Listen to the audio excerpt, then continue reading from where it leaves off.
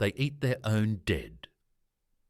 The words hung in the air like a lead weight, silencing the gathered council of alien leaders. The statement came from a veteran officer of the Zellar Dominion, a species known for their cold precision in battle. The old warrior, scales dulled with age, tapped his claw against the polished table. I saw it myself. They were cut off, wounded, starving, and yet they fought on, tearing food from the fallen to keep themselves going. His black eyes narrowed. You want to know why the humans are so dangerous? Because survival is all they know. A nervous chittering spread through the chamber. The Kari ambassador, a tall being with translucent skin, shifted uncomfortably. That is horrific. Are you certain? A new voice cut through the murmurs. You misunderstand. The speaker was Captain Elias Grant of the Tan Vanguard. He was the only human in the room, standing at ease in his dark blue uniform, his face unreadable. We don't eat our dead. Not like that. The council leaned in. The Zia warrior bared his fangs. Then explain what I saw. Grant exhaled through his nose, his gaze sweeping over the assembly of war-hardened generals and strategists. Humans don't fight to win, he said. We fight to survive, to endure, to protect what we love. And when we're pushed beyond the brink, we adapt. He folded his arms. You saw soldiers in an impossible situation. No reinforcements, no supplies, just each other. They didn't consume their dead out of desperation. They carried on because those who fell had given them a reason to. The memory, the sacrifice, it fuels us. We don't break when we lose. We become something worse, something relentless. Silence, then a deep, guttural voice from the back of the chamber. This is what makes you different. The speaker was a Darvon warlord, a towering figure clad in battle-scarred armour. His species had dominated the stars long before humanity ever left Earth, their warriors infamous for their brutality. Other races fight for conquest, territory, honour. He leaned forward, claws clicking against the table. But you fight for something deeper. Grant nodded. Tell me, warlord, how do your people handle loss? The Darvan tilted his head. We mourn, then we move forward. And the Zia? Grant turned his attention to the scaled veteran. We avenge, the warrior growled, blood for blood. Grant gave a slight nod, then looked at the gathered representatives. Every species here has their own way of dealing with loss. But humans... He paused, considering his next words carefully. When we lose someone, we don't just mourn. We don't just seek revenge. He tapped a finger against his temple. We remember, and we carry them with us, their will, their dreams, their fight. That's why we don't break. You kill one of us, and 100 more rise, fueled by that loss. The chamber remained still. The Kari ambassador whispered, almost to himself, You make the dead part of you. Grant met his gaze. Exactly. The Darvon warlord let out a low rumble. And that is why you are feared. Grant's lips twitched. It's why we survive. The silence stretched until the Zia officer shook his head. I've fought for over a century, and I have never seen a species so stubborn. Grant's expression didn't change. We're not the strongest. We're not the fastest. But we don't stop. He exhaled. You want to know what makes humans so deadly? It's not our weapons, not our strategy. It's the simple fact that no matter how many times you knock us down... He met each of their gazes. We always get back up. The chamber sat in uneasy quiet. Then the Darvan warlord did something no one expected. He stood, heavy boots thudding against the floor, and placed a clawed fist over his chest, a warrior's salute. The Kari ambassador murmured. One by one the others followed, even the Zia, though his claws twitched slightly as he did. Grant simply stood there, nodding once. The gesture meant something different for every species, but the message was clear. Respect. Then the doors burst open. A young tan officer rushed in, his breath laboured. "Captain, we have incoming." Grant didn't hesitate. He turned on his heel, already walking toward the exit. "Report." The officer fell in step beside him. "A fleet, unknown origin. But they're not here to talk." Grant's jaw tightened. "Then let's not keep them waiting." A reason to listen behind him. The council remained silent, watching as the humans strode away without fear. The war room was alive with motion. Holographic displays flickered, showing the incoming fleet in sharp detail. Sleek, angular ships bristling with weapons that pulsed with unknown energy signatures. Officers moved with controlled urgency, relaying orders, analyzing data. Captain Elias Grant stood at the center, hands behind his back, studying the approaching form. The alien fleet wasn't posturing. They were coming in fast, weapons charged. The Kari ambassador hovered near the edge of the room, his translucent skin shifting in nervous patterns. "We do not recognize this fleet," he admitted. "Their technology is unfamiliar." Grant's jaw tightened. "Then we're about to learn something new." He turned to his officers. "Give me a tactical assessment." A lieutenant, young but sharp, responded instantly.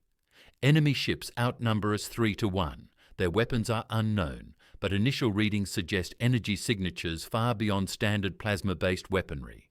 Shields appear advanced, possibly adaptive, no visible fighter bays." The Darvon warlord strode into the room, his heavy footfalls like distant thunder. 3-1 odds. I expected worse. His mandibles clicked in something resembling amusement. Grant's eyes didn't leave the display. "We don't even know what they want yet." The Kari ambassador shifted uneasily. "Perhaps we should attempt communication. We do not yet know their intentions." A sharp tone filled the room, an incoming transmission. Grant exchanged a look with his communications officer. "Put it through." The air shimmered as a holographic figure materialized. The being was unlike anything in the room. Its form obscured by shifting patterns of light, its voice distorted, layered, as if multiple voices spoke at once. "You are unclean." A cold stillness settled over the war room. Grant's expression didn't change. "You'll have to be more specific." The entity's form pulsed, its voice rising in intensity. "Your kind is an anomaly, an aberration. You exist where you should not. Your defiance of extinction is an affront to order." Grant exhaled slowly. "And let me guess, you're here to fix that?" The voice reverberated. "Your resilience is an error. You break rules that were meant to be absolute. You are unnatural." A faint smirk touched Grant's lips. "Well, now I'm interested. What exactly about us do you find so unnatural?" "You refuse surrender. You do not accept defeat. You are not the strongest, not the fastest, not the most advanced. Yet you persist. This is a violation of balance." The Darvon warlord let out a low, rumbling laugh. "Now that is a complaint I have never heard before." Grant folded his arms. "You talk a lot about rules, but here's the thing. You don't get to decide what's natural. We weren't supposed to make it off our homeworld. We weren't supposed to survive wars, plagues, famines. But we did." His voice hardened. "And we're not stopping now." The entity's form darkened. "Then you must be erased." The transmission cut. Silence. Grant turned to his officers. "Weapons hot. Shields at full. I want firing solutions on every one of those ships. Yesterday." The Kari ambassador hesitated. "Captain, this is an unknown enemy. We don't know their full capabilities." Grant met his gaze. "Then it's time to find out." The war room burst into controlled chaos as officers moved with swift precision, executing orders, preparing for the inevitable. The Darvon warlord cracked his knuckles. "They fear your kind," he mused, "and fear makes creatures reckless." Grant nodded. "And reckless enemies make mistakes." The first blast struck moments later. The battle had begun. The first enemy salvo struck like a thunderclap. The ship's shields flared under the assault, rippling with waves of kinetic force. The lights dimmed for a fraction of a second before emergency power compensated. The bridge was filled with the steady hum of energy reserves being redistributed. Officers moved with practiced efficiency, calling out shield integrity reports, weapon status, and fleet positioning. Captain Elias Grant didn't flinch. "Return fire," he ordered. "Target their lead vessels. Full spread." A volley of railgun rounds and plasma bursts cut through the void, streaking toward the advancing fleet. The enemy ships reacted instantly. Their shields shifted, adjusting to the incoming attack. Like liquid armor, the first few shots impacted but failed to penetrate, dispersing into harmless arcs of dissipated energy. The Darvon warlord, standing with his arms crossed, let out a low grunt. "They learn quickly." Grant nodded. "So do we." His mind raced through possibilities. This was a fleet built for overwhelming dominance. No weaknesses in their design, no obvious structural faults. The kind of fleet that had never needed to adapt because it had never faced something like humanity. "New energy spikes from their forward batteries," called out the tactical officer. "Brace for impact." The ship shuddered as another wave of fire smashed into them. A console sparked. A minor hull breach registered on the lower decks, but the crew was already sealing it. More enemy ships pushed forward, coordinating their fire with mechanical precision. Grant's jaw tightened. "They think we'll break." He turned sharply to the communications officer. "Patch me through to the fleet." A second later, his voice carried across every human ship. "This is Captain Grant. You've seen the reports. You know what they think of us. They believe we're a mistake, that we should have died out long ago, that our very existence is a threat to their order." He paused just long enough for the weight of his words to sink in. "They don't know what we are. They don't understand what it means when humanity is backed into a corner. So let's show them." A chorus of acknowledgements rang through the comms. Orders were given. A new strategy took shape. "Pull back the lead cruisers," Grant instructed. "Make it look like we're faltering." The fleet began to shift, moving in ways that suggested a breakdown in formation. The enemy, sensing an opening, pressed forward. Their lead ships surged ahead, breaking their tight-knit coordination. The Darvon warlord's mandibles twitched. "You're drawing them in." Grant gave a slow nod. "They see only strength and weakness. They don't understand what's coming." As the enemy ships closed in, the human fleet shifted again. Frigates that had seemed to be retreating suddenly veered hard, bringing entire broadsides to bear. Destroyers, seemingly damaged, came to life with pinpoint-accurate salvos aimed at the vulnerable angles of the enemy hulls. It was an ambush in plain sight, one the enemy had walked into willingly, mistaking the maneuver for retreat instead of strategy. The first enemy ship buckled under the onslaught, its shield struggling to compensate for the sheer kinetic force. A second exploded outright, caught in the crossfire of 3 human cruisers. The enemy's entire forward momentum collapsed into chaos. Grant didn't smile. There was no triumph yet, only the next move. "Keep pressing them," he ordered. "Don't give them time to adjust." The enemy scrambled to reinforce their failing front line, but they weren't used to improvisation, weren't used to a foe that shifted strategies in the middle of battle. The human fleet was adapting faster than they could counter. The Kari ambassador, who had watched in stunned silence, finally found his voice. "You turned their confidence into a weakness." Grant's gaze remained locked on the battle display. It always was. More explosions, more enemy ships faltering, but the battle wasn't over. The enemy fleet was wounded, but they were still dangerous.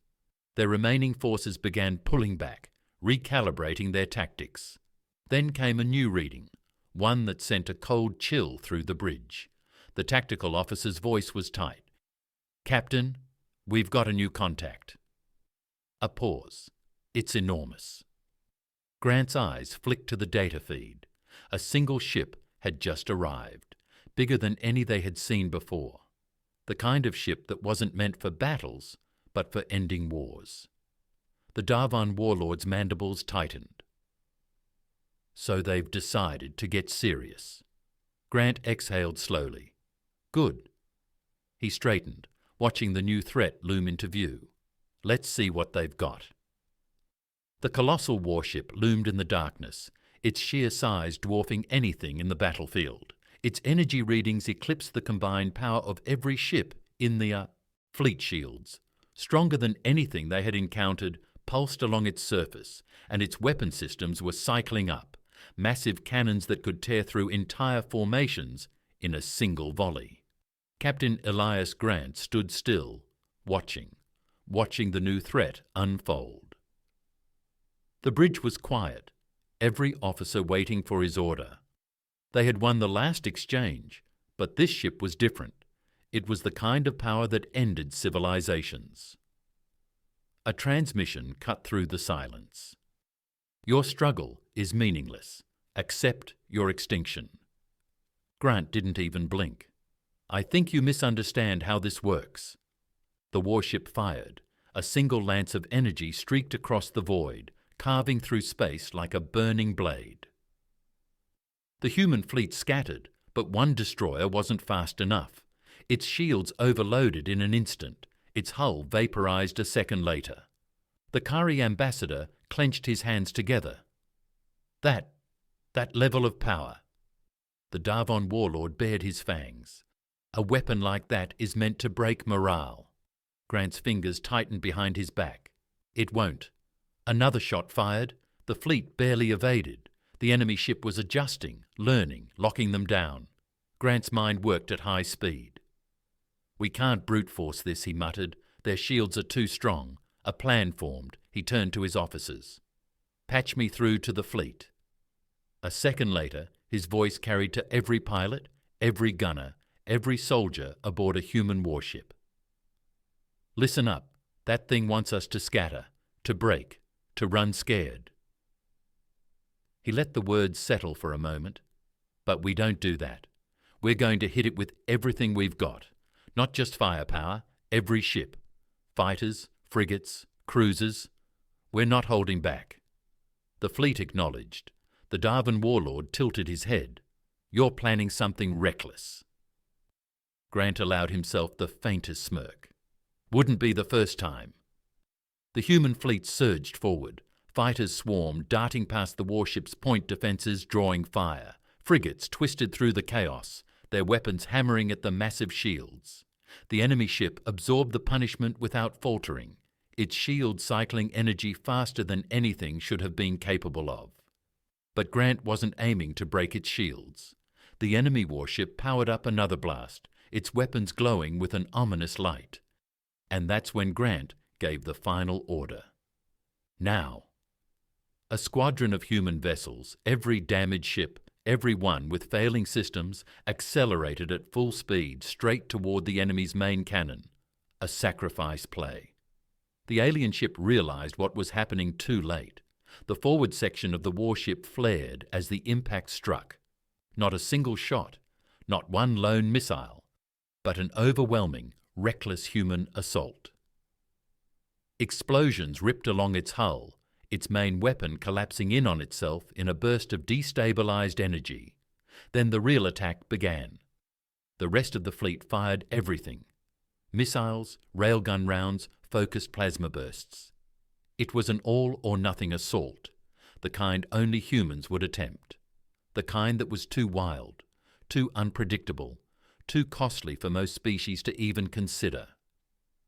The enemy shields flickered, then they failed. The warship, the impossible, unstoppable force, was no longer invincible, and humanity never let an opening go to waste. A final barrage struck its core. The behemoth began to fracture, its armour peeled away, fires consuming the massive ship from the inside out. Then, with a blinding flash, it detonated. The battlefield fell silent. Grant exhaled, scanning the display. The enemy fleet was in full retreat. Whatever had sent them, whatever had declared humanity an error in the universe, had just learned a lesson. The Darvon warlord watched the wreckage drift through space. "You humans," he rumbled, shaking his head, "are the most dangerous species I have ever known." Grant turned from the display, his voice calm, steady. "Now you understand.